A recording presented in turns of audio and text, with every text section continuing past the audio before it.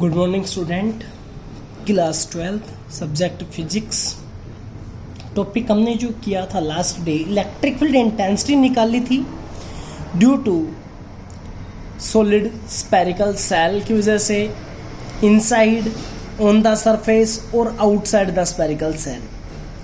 Outside the spherical shell जो हमने देखी, electric field is inversely proportional to r square के बराबर, यानी कि E is inversely proportional to r square. जब हमने बात की E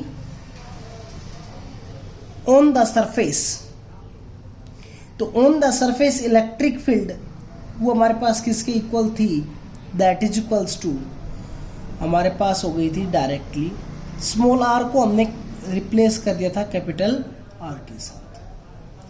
हम जब इनसाइड द स्पेरिकल सेल, जैसे कि ये वाला टॉपिक हमने किया था, इनसाइड द स्पेरिकल सेल जब हमने निकाला था तो इनसाइड द स्पेरिकल सेल की वैल्यू किसके बराबर आ गई थी, 0, और E ऑन द सरफेस थी that is equals to sigma upon में एप्सिलॉन नॉट। आज हम करने जा रहे हैं उसी टाइप का एक टॉपिक है, electric field intensity due to charged solid sphere तो है लेकिन नॉन कंडक्टिंग बॉडी है।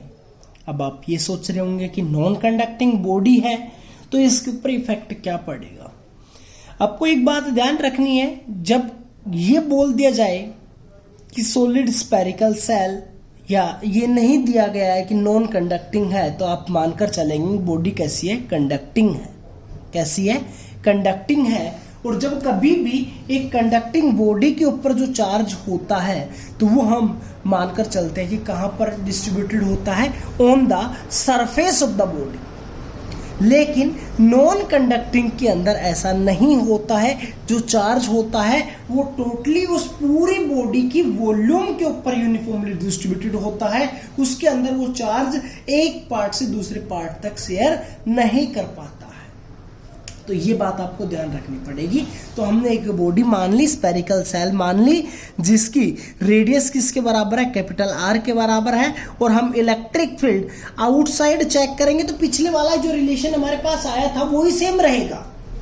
वही क्या रहेगा, सेम रहेगा। यानी कि outside the non conducting spherical shell electric field is inversely proportional to R square and on the surface of the spherical cell E that is equals to sigma upon में epsilon not. ये दोनों case same रहेंगे, लेकिन जो तीसरा case आता है हमारे पास इनसाइड द स्पेरिकल सेल, तो उस केस के अंदर हमारे पास इफेक्ट पड़ेगा। तो हम इनसाइड मानकर चल रहे हैं, तो हमने क्या किया, उसके अंदर एक गॉसियन सरफेस मान लिया और उस गॉसियन सरफेस का एक छोटा एरिया वेक्टर ले लिया, जो एरिया वेक्टर होगा इधर उस स्पेरिकल सेल के अंदर है।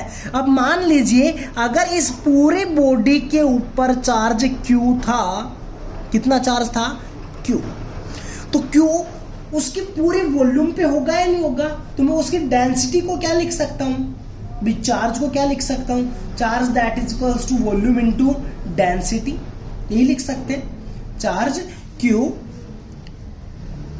That is equals to 4/3 pi capital R की क्यूब इंटू डेंसिटी, यही हो गया। अब अगर मान लीजिए मेरे को इस वाले गॉसियन सरफेस पर देखना है, तो इसके अंदर अंदर का चार्ज चाहिएगा। क्या चाहिएगा, इसके अंदर अंदर का चार्ज चाहिएगा। मैं उसको क्या मान लेता हूं, Q डैश मान लेता हूं।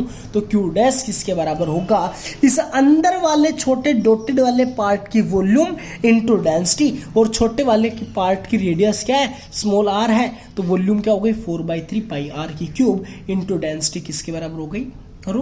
तो इलेक्ट्रिक फील्ड क्या हो जाएगी हमारे पास, इलेक्ट्रिक फील्ड हम गॉस थ्योरम का अप्लाई करते हैं। तो गॉस थ्योरम क्या कहती है, closed integral of E dot ds। तो हमने किया E की डायरेक्शन यही है, एन कैप की डायरेक्शन यही है, दोनों के बीच में एंगल 0, और किसके बराबर होगी, चार्ज अपॉन में एप्सिलॉन। यहां पर भी ध्यान देना है, एप्सिलॉन नॉट नहीं होगा, क्योंकि अब क्या आ गया, मीडियम, और मीडियम का डाइलेक्ट्रिक किससे रिप्रेजेंटेशन करते हैं, एप्सिलॉन से। चार्ज के लिए ध्यान रखना है, उसके अंदर है चार्ज, इसलिए मैं यहां पर लिख रहा हूं Q डैश। तो हम यहाँ पर इसका इंटीग्रेशन कर देंगे ds का, तो किसके बराबर हो जाएगा 4πr का स्क्वायर, और इसकी वैल्यू पुट कर दी है, और q डैश की वैल्यू भी हम पुट कर देंगे, तो हमारे पास इलेक्ट्रिक फील्ड की वैल्यू बन जाएगी that is equals to r rho upon में 3 एप्सिलॉन।